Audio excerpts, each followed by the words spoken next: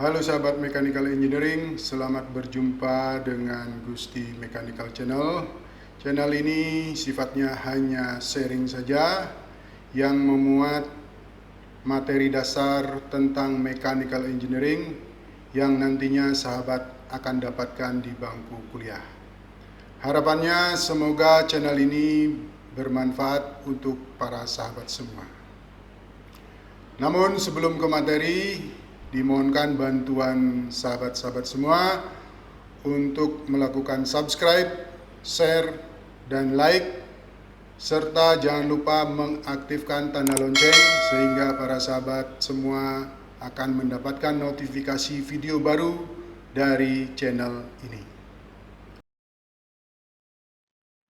Oke, cara lain untuk membuat garis singgung pada titik yang ada pada lingkaran, yaitu dengan cara membuatnya dengan bantuan penggaris segitiga siku-siku. Nah, caranya adalah dengan, sekali lagi, dengan menghubungkan titik pusat dari lingkaran dengan titik yang sudah ada dengan menggunakan penggaris siku-siku. Ya, bisa sembarang yang dipakai penggarisnya, bisa yang 45-45, bisa yang 30-60. Nah, di sini dicontohkan dengan menggunakan yang penggaris segitiga siku-siku yang 30-60. Nah, itu kemudian dengan menggunakan penggaris segitiga 30-60, kita posisikan sedemikian rupa. Nah, setelah pas, kemudian kita sanggah dengan penggaris T-square. Ya, penggaris T-square. Nah, kemudian kita tarik garis dari titik pusat lingkaran melewati titik yang sudah ada. Nah, setelah itu posisi penggaris T ini tetap dipertahankan seperti itu, ya, jangan sampai berubah penggarisnya. Nah, kemudian yang kita rubah itu adalah posisi dari penggaris segitiga siku-siku ini. Nah, yang pada saat kita membuat garis dari titik pusat ke lingkaran ini, maka sisi siku-sikunya yang berimpit dengan penggaris T itu adalah sisi yang ini. Nah, kemudian sisi yang ini, nah, kemudian kita rubah posisi penggaris segitiga siku-siku ini. Nah, kemudian yang berimpit, ya, bagian yang berimpit dengan penggaris segitiga siku-siku itu adalah yang bagian ini, ya, yang bagian ini. Nah, sehingga kita bisa mendapatkan posisi segitiga siku-sikunya akan seperti ini. Nah, ini bisa digeser-geser, ya, garis segitiga siku-sikunya dengan alas, yaitu penggaris T ini. Ingat, penggaris T ini tidak boleh berubah posisinya. Ya, dengan menggeser-geser penggaris segitiga siku-siku, nah, kemudian kita buat garis yang melalui titik yang sudah ditentukan. Ya. Nah, garis yang dibuat yang terakhir ini pasti tegak lurus dengan garis yang tadi dibuat, ya, garis ini.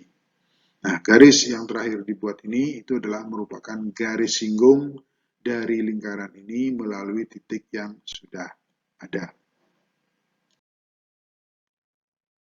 Konstruksi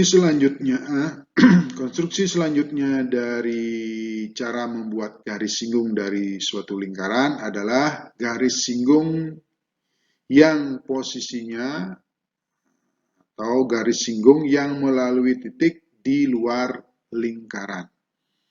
Ya. Bagaimana caranya? Mari kita lihat gambar berikut. Nah, di sini ada sebuah lingkaran yang berpusat di titik O. Nah, garis singgung yang kita akan buat, yang ini, PM ini, itu melalui titik P. Ya, jadi titiknya berada di luar lingkaran. Ini lingkarannya, titiknya berada di sini. garis singgungnya itu, ya, itu akan melalui titik P. Nah, bagaimana caranya membuat? Ya, dengan menggunakan jangka, maka kita pertama kita buat garis OP dulu. Ya, kita buat garis OP dulu. Kita buat garis OP, kemudian garis OP ini dengan jangka kita bagi menjadi dua bagian yang sama. Ya. Nah, untuk membagi garis menjadi dua bagian yang sama sudah diterangkan pada slide sebelumnya. Nah, kalau kita sudah mendapatkan titik tengah-tengah dari garis OP ini, kemudian dari titik tengah ini kita buat busur. Ya, busur. Nah, busur ini akan berpotongan dengan lingkaran yang sudah ada. Nah, titik potong busur dengan lingkaran ini kita bisa hubungkan ya dengan titik P. Ya, dengan membuat garis dari titik P dengan titik potong busur dengan lingkaran, yaitu titik M, kita hubungkan, maka bisa dibuat sebuah garis singgung dari lingkaran yang melalui titik P. Selanjutnya kita akan membuat garis singgung sekutu dari dua buah lingkaran.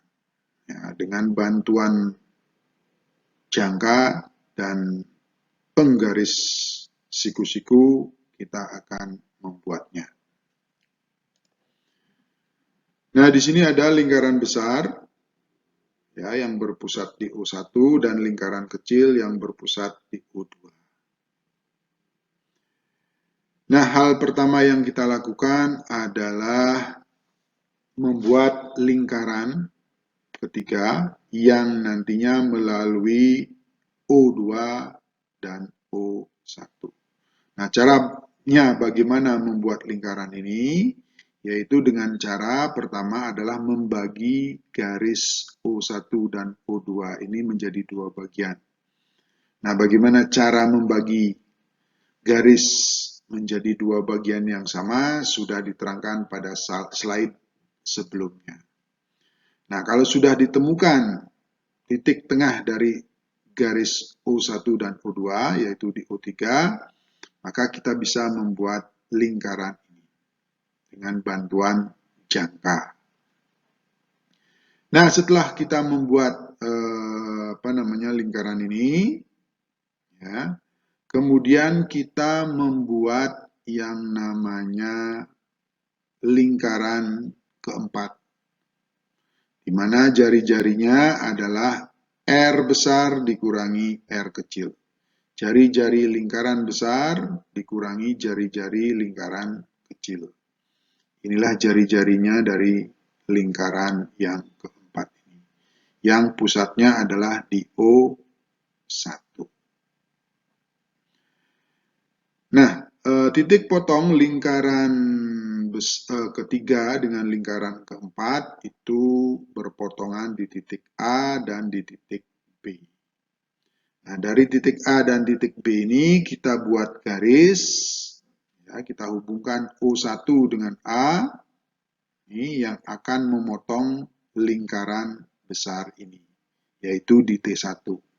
Kemudian garis berikutnya melalui O1 dan B, itu kita buat garis, diperpanjang, nanti akan memotong lingkaran besar ini di T1 arsen. Ya. Nah, kemudian setelah itu kita buat garis, yaitu O2A dan O2B.